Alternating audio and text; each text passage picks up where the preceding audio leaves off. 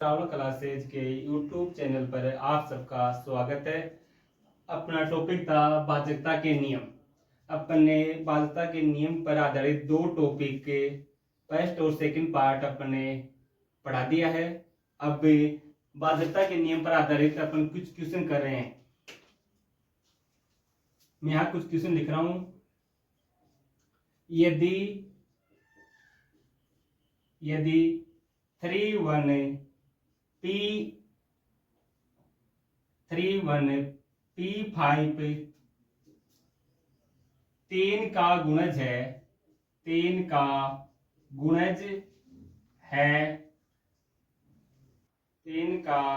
है जहां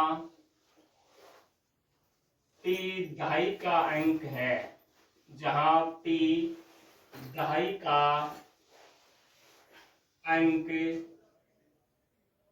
है, तो P का अधिकतम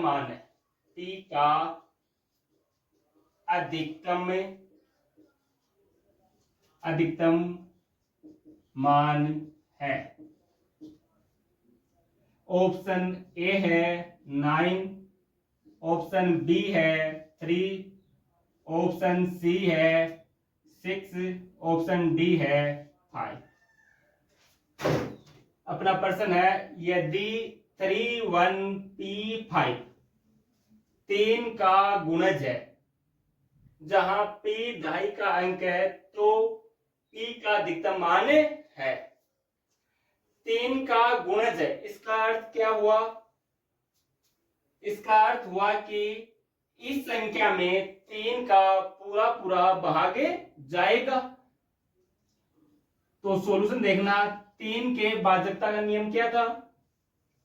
3 के भाजकता का नियम था, यदि किसी संख्या के अंकों के योग में 3 का पूरा भाग जाए तो उस संख्या में भी 3 का पूरा भाग जाता है। तो अपन यहां क्या करेंगे?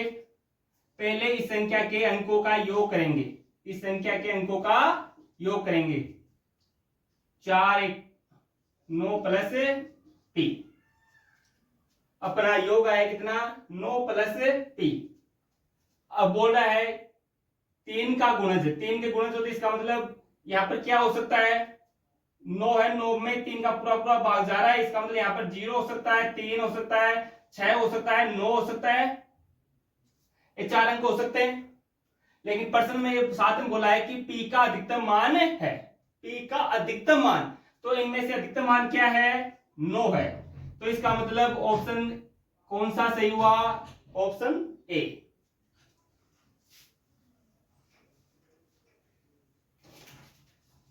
बताओ ये प्रश्न समझ में आया है या नहीं आया? अगला प्रश्न है प्रश्न 2। वह कौन सी छोटी से छोटी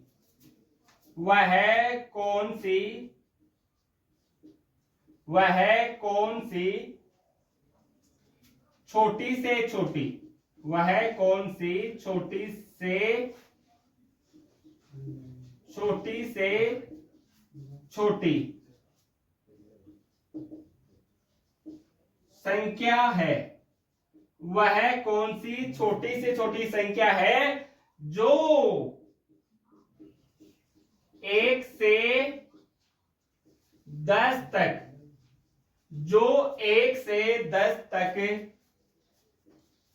की संख्याओं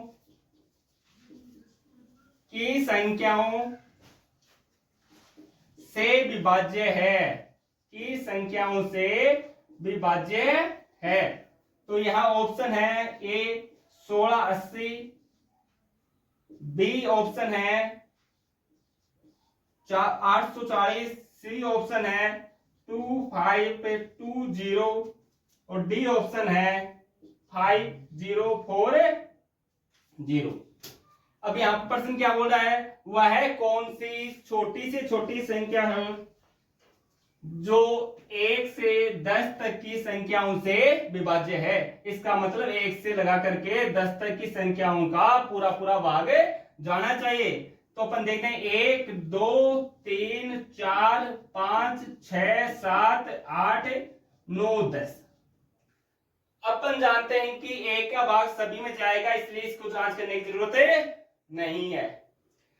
अगर 10 का भाग किसी संख्या में जा रहा है, इसका मतलब हुआ कि उसमें 2 का भी जाएगा और 5 का भी। इसका अर्थ हुआ कि अपन को 2 को भी जांच करने की जरूरत नहीं है और 5 को भी।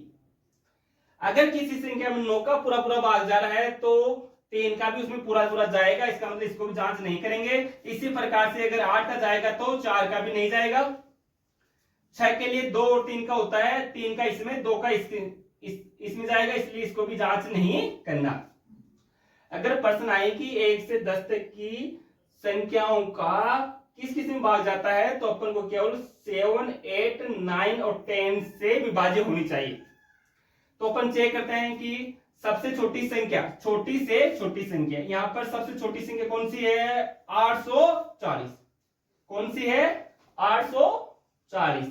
देखते हैं यहाँ पर 840 में इकाई का अंक 0 आ रहा है, इसका मतलब 10 से विभाज्य है। इसके अंकों का योग करते हैं, 8 4 12। 12 में 9 का पूरा पूरा भाग नहीं जाता, 9 का पूरा पूरा भाग नहीं जाता। इसका मतलब हुआ कि 840 1 से लगा करके 10 तक की संख्याओं से विभाज्य नहीं है। इससे बड़ी संख्या कौन सी है? 1680। इसमें चेक करते हैं अपन, 10 से जाएगा, देखते हैं 9 का जाता है या नहीं जाता, तो अंकों का योग करते हैं। 1 6 8 कितना हुआ? 7 8 15। 15 में 9 का पूरा पूरा भाग नहीं जाता, इसलिए इसमें भी 1 से लगाकर 10 तक की संख्या विभाज्य नहीं होगी। ये संख्या ए भी नहीं थी। अब देखते हैं इनमें से छोटी संख्या कौन सी है? 25 20। कौन सी है? 25 20। देखो 10 से विभाज्य है, अंकों का योग करते हैं तो 9 आ रहा है, 9 का पूरा पूरा भाग जा रहा है, इसका 9 से विभाज्य है। देखते हैं कि 8 से विभाज्य है या नहीं है। तो 8 से विभाज्य के लिए इकाई दाई सैकड़ा से बनी संख्या में, इकाई दाई सैकड़ा से बनी संख्या में 8 का पूरा पूरा भाग जाएगा, तो इसमें भी जाएगा। अपन चेक करते हैं, जब अपन ने ले लिया इकाई दाई सैकड़ा अंक ले लिया, देखते हैं 8 का भाग देकर के, 8 8 6 48, 8 6 48, 4 8 5 40। इसका मतलब 8 के इसमें पूरा पूरा भाग गया। अब चेक करते हैं अपन 7 का भाग जा रहा है या नहीं। 7 के भाग के लिए अपन को पूरा भाग देके ही देखना पड़ेगा। तो अपन देते हैं 7 का भाग, 7 1 7 21 42, 7 6 42। इसका मतलब इसमें 7 का पूरा पूरा भाग चला गया। इसका अर्थ हुआ कि संख्या 2520 1 से 10 तक की संख्याओं से विभाज्य है। इसका मतलब इसका आंसर क्या हो गया? 2520।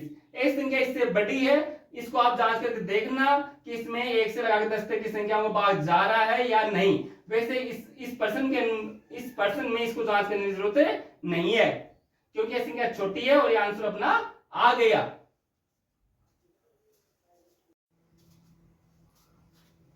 अगला क्वेश्चन है, यदि संख्या 4p29 11 से विभाज्य है, 4p29 11 से विभाज्य है, तो p का मान क्या होगा? 11 के विभाजकता का नियम क्या था? 11 के विभाजकता का नियम था, संख्या के सम स्थानों पर आने वाले अंकों का योग और विषम स्थानों पर आने वाले अंकों का योग का अंतर करें तो उसमें 11 का पूरा पूरा भाग जाना चाहिए। तो अपन नियम को लागू करते हैं यहां पर। 4p29, देखो अपन यहां से स्टार्ट करें तो 4 + 2 कितना आया? 6। सम स्थानों पर आने वाले अंक कौन कौन से हैं? p और 9। अगला क्वेश्चन है, जो आज मैं क्वेश्चन करा रहा हूं, जो पूर्व प्रतियोगी परीक्षा में आए हुए प्रश्न है, PYQ नंबर 3। यदि संख्या 3p25q 9 से विभाज्य है तो P व Q का मान P व Q का योग होगा। तो P व Q का योग होगा। किससे विभाज्य है? 9 से। तो 9 के भाजकता का नियम क्या कहता है? 9 के भाजकता का नियम कहता है कि यदि किसी संख्या के अंकों के योग में 9 का पूरा पूरा भाग जाए तो उस संख्या में भी 9 का पूरा पूरा भाग जाएगा। तो इस नियम को अपन लागू करते हैं। यहां पर सॉल्यूशन देखना, इनका योग करते हैं।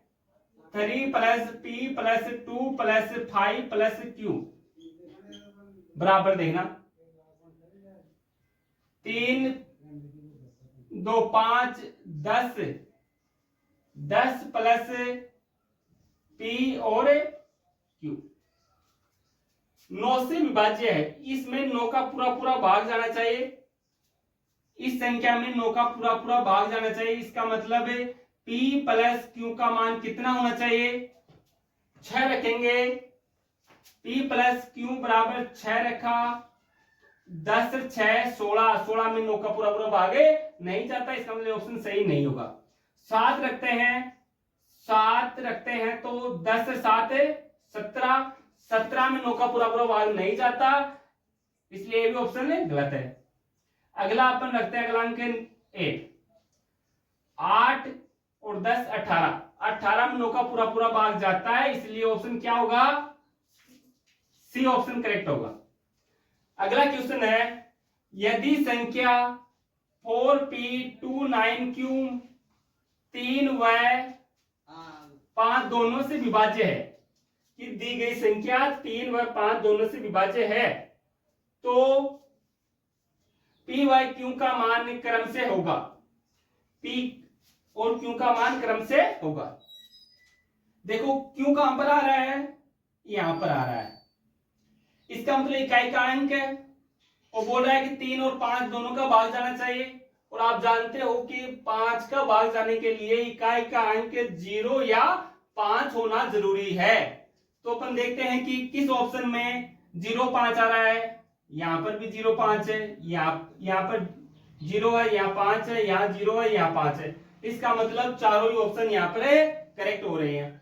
तो अपन बात करते हैं 3 के भाजकता का नियम। 3 के भाजकता का नियम क्या कहता है? यदि किसी संख्या के अंकों के योग में 3 का पूरा पूरा भाग जाए तो उस संख्या में भी 3 का पूरा पूरा भाग जाएगा। इस नियम को अपन यहाँ पर लागू करते हैं। 3 plus P plus 2 plus 9 plus Q, देखते हैं क्या आएगा। 4 2 6 6 9 15 प्लस P प्लस Q, 3 का पूरा पूरा भाग जाना चाहिए। देखो इसका मान या तो 0 होगा, इसका Q का मान 0 होगा, तो यहाँ पर P का मान क्या हो सकता है? देखो 15 में पूरा पूरा 3 का भाग जा रहा है, 15 में 3 का पूरा पूरा भाग जा रहा है। इसका मतलब 3 का गुणज होगा 3 6 9, इस प्रकार से होगा। Q का मान 0 होगा, तो ऑप्शन 3 0 है क्या? नहीं है, इसका मतलब ये नहीं है। 6 0 है क्या? ये भी नहीं है। 9 0 है क्या? नहीं है। लेकिन अपन जानते हैं कि इसका मान 5 भी हो सकता है, इसका मान 5 भी हो सकता है। 3 व 5 दोनों से विभाज्य है तो B का मान 5 और P का मान 6 और Q का मान 5, तो ऑप्शन कौन सा सही हो गया? बी ऑप्शन करेक्ट हो गया। 9, इनका क्या करना है? अंतर। P प्लस 9 माइनस 6 बराबर क्या? P plus 3। अब बताओ P plus 3, P plus 3, P का मान क्या रखूं कि 11 से विभाज्य हो जाए? अगर P का मान मैं 6 रखूं तो संख्या क्या आएगी? 9। 9 में 11 का भाग नहीं जाता, इसलिए ये ऑप्शन इनकरेक्ट है। अगर मैं 7 रखूं तो 10, इसमें भी 11 का पूरा पूरा भाग नहीं जाता है। अगला अंक रखता हूं मैं 2 प्लस 3 5, इसमें भी 11 का भाग पूरा पूरा नहीं जाता। अगला अंक रखता हूं मैं 8। 8 प्लस 3 बराबर 11। 11 में 11 का भाग देता हूं तो 1 आता है, इसका मतलब 11 में 11 का भाग दिया और 1 आया, इसका मतलब क्या हुआ, पी का मान क्या होगा, 8 होगा। अर्थात इस प्रश्न का उत्तर क्या होगा, डी। अगला प्रश्न है, यदि संख्या 2p3561q 11 से विभाज्य है तो p व q का मान p व q का मान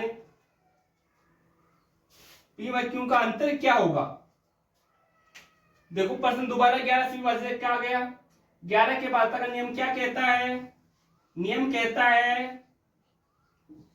कहता है इन अंकों का योग करना है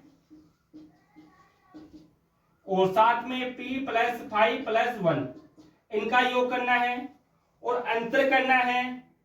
अंतर में 11 का पूरा पूरा भाग जाना चाहिए। इसके लिए p माइनस क्यू या q माइनस p का मान, अंतर का मतलब है अंतर का क्या होगा, p माइनस क्यू या q माइनस p, इसका मान आपको ज्ञात करना है। इस प्रश्न का उत्तर आप ज्ञात करने की कोशिश करना और जो उत्तर आए उसको कमेंट बॉक्स में लिखना और बताना कि ये वीडियो कैसा लगा। हमने आज बाध्यता के टॉपिक के 3 पार्ट पूरे हो गए हैं अपने। इस प्रकार से टॉपिक पूरा हुआ। मिलते हैं अगले पार्ट में किसी और वीडियो को लेकर के, और आप बताना कि कौन सा टॉपिक लेकर अब आए आगे से। Thank you.